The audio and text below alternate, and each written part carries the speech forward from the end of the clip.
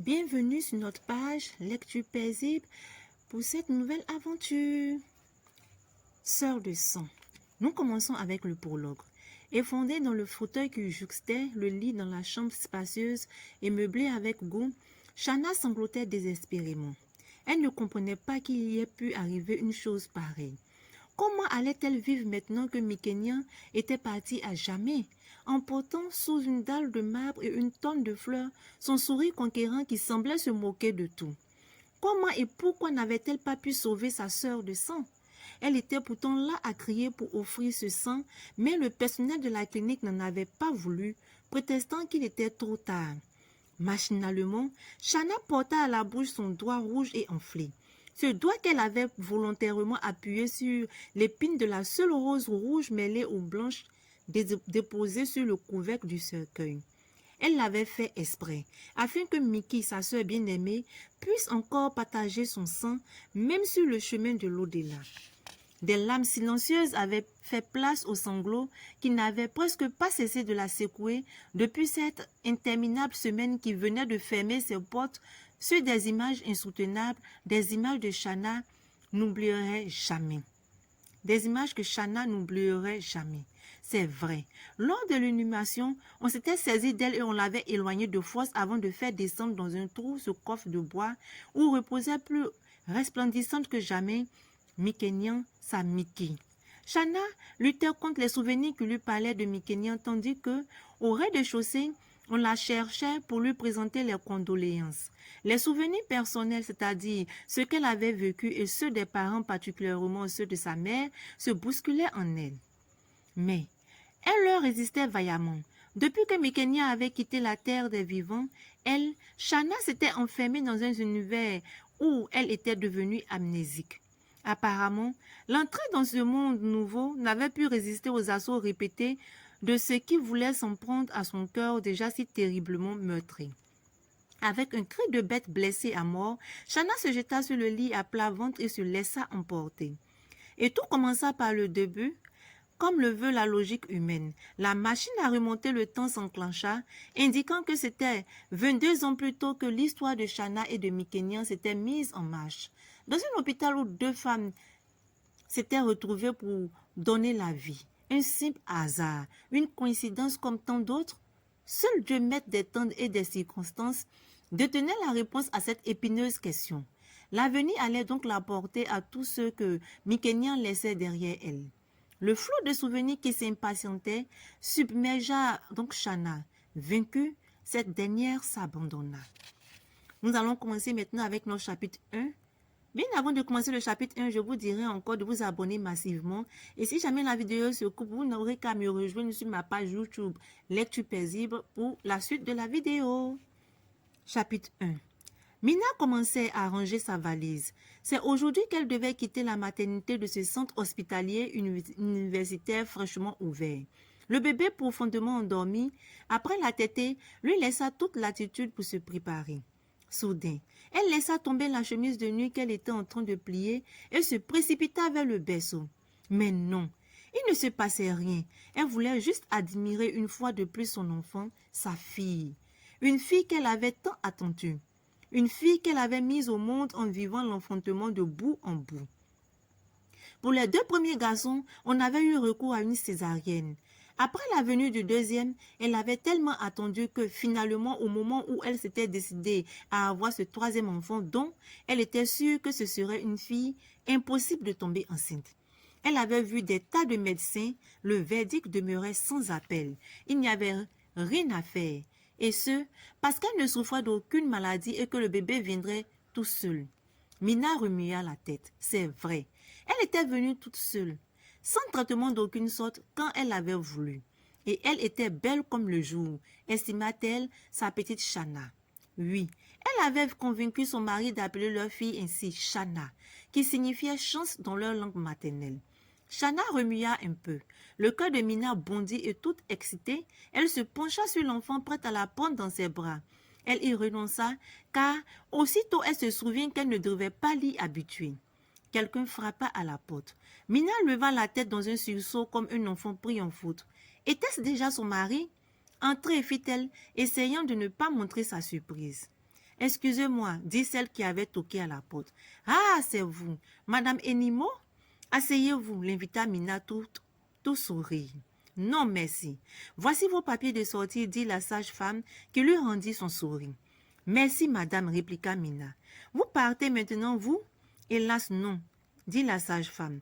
Nous avons un cas sérieux qui vient d'arriver et le docteur a même été obligé de téléphoner à la radio nationale pour faire passer un message à ce sujet. Un message, s'écria en écho Mina, dont le sourire disparut immédiatement. Oui, un message. Il le faut absolument, autrement c'est la mort, répondit la sage-femme avec un gros soupir. Un problème de sang, c'est ça? Demanda Mina qui connaissait pourtant déjà la réponse. Comment avez-vous deviné?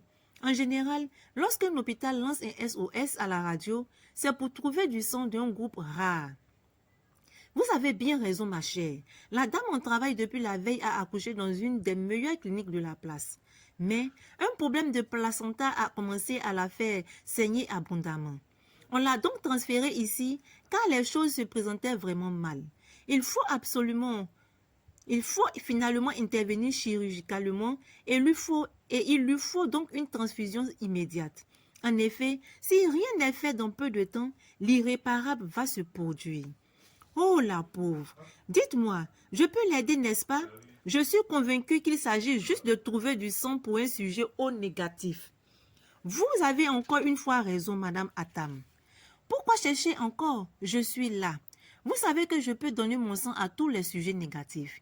Mais, Madame Atam, vous avez accouché il y a seulement 3 jours. Vous êtes encore faible, vous ne pouvez pas vous permettre de faire cela. Et pourquoi pas? Moi, Mina, je laisserai mourir une femme et son enfant? Impossible. Lors de l'accouchement et jusqu'à présent, je n'ai pas saigné de façon anormale. Je ne cours donc aucun risque. Ne perdons pas davantage de temps, Madame Enimo. Je suis prête. Si vous insistez, bien sûr que j'insiste. Sur ces mots, Mina se leva. La sage-femme appela une infirmière à qui elle confia le bébé et les 2 femmes se suivirent dans le long couloir qui menait à une salle adjacente au bloc opératoire. Sur un lit se trouvait une femme étendue dont on ne voyait que le visage. Le reste était recouvert d'un drap. La forme, c'était la femme pour laquelle Mina sans hésiter était venue. Le teint blême, les narines pincées, la pauvre semblait effectivement lutter pour garder le souffle qui l'animait encore. Tout était déjà prêt pour une transfusion sanguine immédiate. Madame Enimo, la sage-femme, fit signe à Mina. Celle-ci s'arracha à la contemplation de la femme qu'elle voulait sauver de la mort, une femme qui semblait si belle malgré tout. Pendant un moment qui lui sembla une éternité, le sang de Mina passa dans les veines de cette inconnue. La donneuse ressentait quelques vertiges, mais elle serrait les dents et n'en laissait rien paraître. Puis, le médecin en charge de la patiente revint et ôta le matériel de transfusion.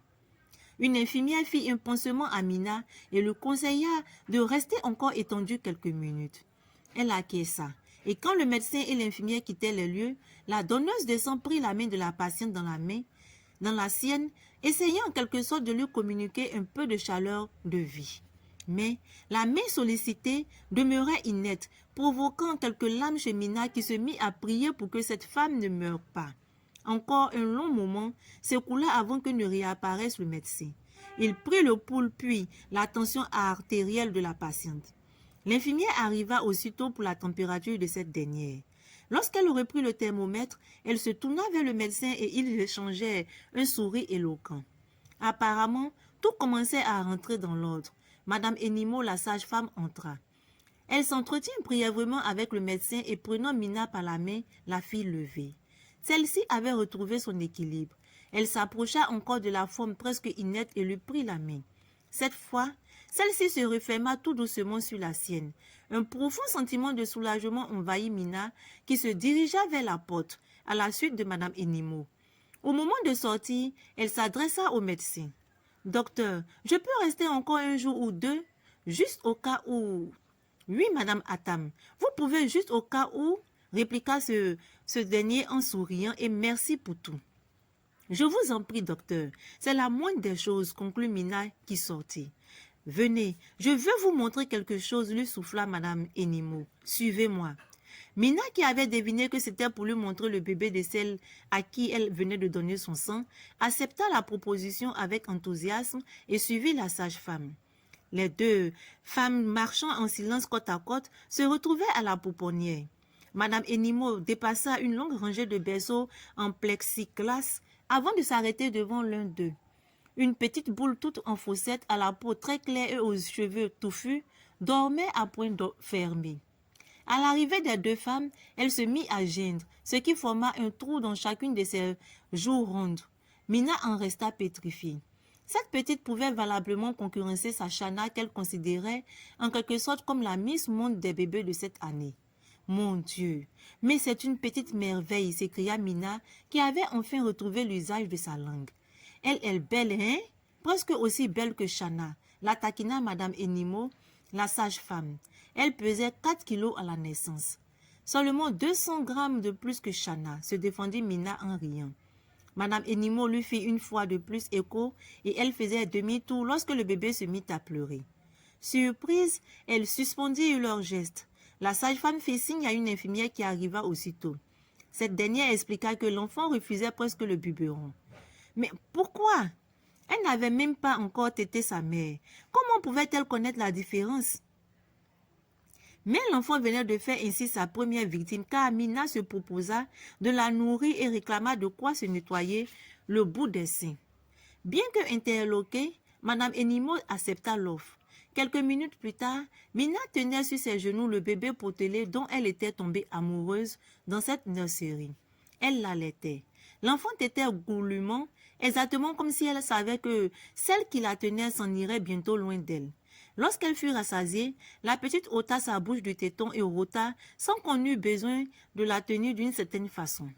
Mina, la sage-femme et l'infirmière de tout à l'heure se mit à rire. Mina remit le bébé dans son berceau, reboutonna son corsage et sortit en compagnie de la sage-femme. Elle se mit à presser le pas, faisant rire Madame Enimo. On dirait que vous vous êtes souvenu soudain de la belle Chana. Qui vous a dit que je l'avais oubliée? Oublier ma Chana? Au grand jamais. Par contre, je me suis rendu compte que son père devait être arrivé et très inquiet de ne pas me trouver dans ma chambre. Les deux femmes se mirent à rire. Elles avaient sympathisé dès le premier jour, mais depuis tout à l'heure était née entre elles une complicité inattendue qui augurait d'une longue et sincère amitié. Dès que Mina poussa la porte de la chambre et entra, Josias, son mari, se leva du lit sur lequel il s'était assis, l'infirmière occupant le seul siège disponible. Cette dernière s'excusa avec un drôle de sourire et quitta aussitôt les lieux. Mais quel est ce sourire? Feignit de s'indigner Mina. Elle s'imagine peut-être qu'il va y avoir une scène de ménage entre ces 4 murs, ou que tu vas me bastonner pour être sortie en laissant seule notre Chana? Arrête cette comédie, Mina. Et je ne pense pas que l'infirmière ait tout à fait tort, répliqua son mari sans le moindre sourire. Vraiment, chère amie, attends que je te dise bonjour au moins, dit-elle en posant ses lèvres sur celles de Josias, qui visiblement n'était pas très content. Écoute, je suis sortie parce que l'on avait besoin de mon aide et je te demande pardon si cela t'a contrarié de ne pas me trouver ici avec l'enfant. Toujours à jouer les Saint-Bernard, hein? Et de préférence au détriment des tiens, bougonna Josias teinté malgré lui de rire. Cette fois-ci, c'était plus que sérieux, protesta d'une voix douce Mina, qui prit place sur la chaise qu'elle avait tirée et placée face au lit. Josias ne dit rien. La regardant toujours d'un air pas très réjoui, elle lui prit les mains et les porta à ses lèvres. Puis, les tenant toujours entre les siennes, les reposa sur ses genoux. Josias, mon chéri, pourquoi est-ce que tu ne crois pas en la gravité de la situation dont je te parle? Insista-t-elle sur un ton infiniment plus sérieux que tout à l'heure. Comment est-ce que je peux juger de quelque chose dont je ne connais aucun détail? Fit-il un peu agacé. Tu vois, mon chéri, comment peux-tu savoir si c'était vraiment grave ou pas, puisque je n'étais encore rien raconté de mon déplacement de tout à l'heure? Souris donc un peu, détends-toi et je te dirai tout. Malgré lui, Josias émit un petit rire qui détendit l'atmosphère et rassura Mina. Il voulut retirer ses mains de celles de sa femme, mais elle ne lui permit pas. Il poussa un petit soupir et laissa tomber un « je t'écoute » sur un ton quelque peu résigné. Sans s'enfantaliser, Mina se mit à lui relater les faits. Au fur et à mesure que le récit avançait, l'attitude de Josias changeait. Lorsque Mina se tut, elle s'aperçut que son mari était tout bouleversé. Je comprends que tu aies agi presque sans réfléchir devant une telle situation. Merci mon chéri pour ta compréhension et ta compassion. Maintenant, j'ai une doléance. Laquelle, Madame Attam? Que nous recueillions cette femme et son enfant et que nous les installions chez nous? Demanda-t-il sur un ton taquin. Je n'en demande pas tant, Josias. Je voudrais juste rester ici quelques jours de plus pour aider la mère et l'enfant. Il le faut absolument, mon chéri. Et c'est l'hôpital qui m'offre ce supplément. D'accord, ma chérie. Qu'est-ce que je peux te refuser? Surtout lorsqu'il s'agit de voler au secours des gens comme tu aimes tant le faire. Merci, mon Josias. Je sais que j'ai beaucoup de chance de t'avoir pour mari. Je te le dis toujours. Et n'arrête surtout pas. Cela soigne mon ego, conclut le mari dans un éclat de rire. Ainsi s'achève notre chapitre 1. Ce roman présage en tout cas beaucoup d'intempéries et de récipéties, pour ne pas dire beaucoup de surprises. Nous attendrons impatiemment le chapitre 2 pour savoir ce qui va se passer. Je vous dis à très bientôt. Bonne séance de lecture sur notre page Lecture paisible.